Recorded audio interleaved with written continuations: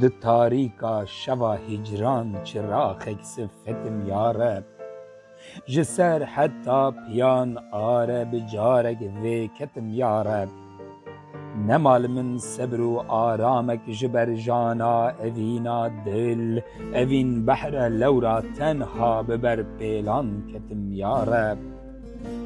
Ji dilber dûr ketim lewra bela daye ser can û dil, temaşe nakî ey zalim kî bêtaqetim ez ya Rab.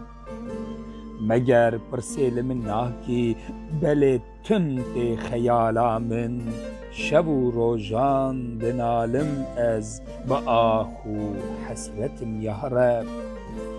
Şev û rojan bi kovanim, bi bilbil ra dilovanim, hevalê quncê baxanim, ji gul ez dûr ketim ya Rab.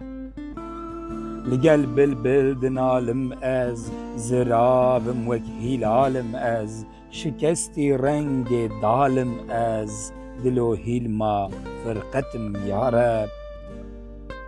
Di kora eşqê borîme, yeqîn ku ez pîrê torîme, dil û hîlma derûrîme, di qeyda hicretim ya Rab.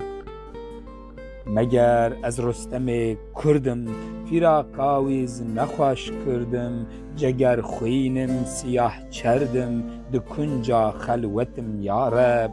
Ceger xwînim siyah çerdim, di kunca xelwetim ya Rab.